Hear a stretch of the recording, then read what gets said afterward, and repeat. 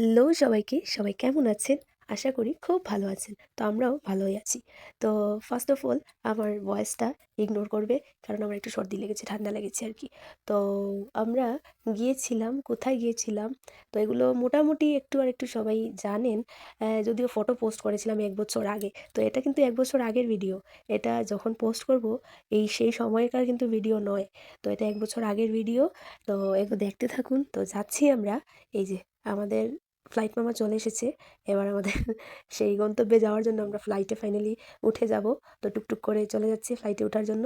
তো আমার জীবনে এই ১ম আমি ফ্লাইট চড়ছি। আর সেটাও আমার স্বামী আমাকে চড়াচ্ছে, মানে আমার বর আমাকে চড়াচ্ছে। তো জানি না মানে আমি সেই এগুলো কোনো স্বপ্ন-টপ্ন আমি কোনোদিন দেখিও নি।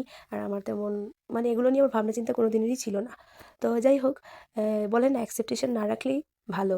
এক্সপেকটেশন যত কম রাখা যায়, সুখটা তত বেশি পাওয়া যায়, আনন্দ ততটাই উপভোগ করা যায়।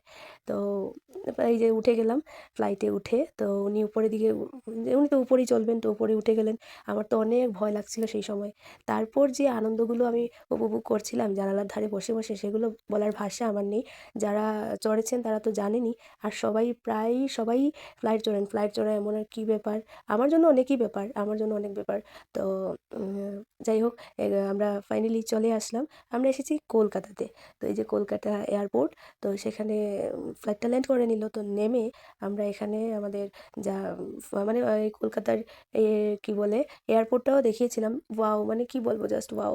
তো এই যে বাস মানে আগে পিছে হয়ে গেছে। তো এখান থেকে আমরা এই যে আ এয়ারপোর্ট থেকে আমরা ওই গাড়িটাতে উঠলাম। একটু আগে পিছে ক্লিপগুলো হয়ে গেছে আরকি, একটু অ্যাডজাস্ট করে নেবে। তারপর সেখান থেকে আমরা এই যে কি বলে ক্যাব ধরে তো আমাদের যে হোটেলটাতে থাকবো সেই জায়গাতে আমরা চলে এসেছি।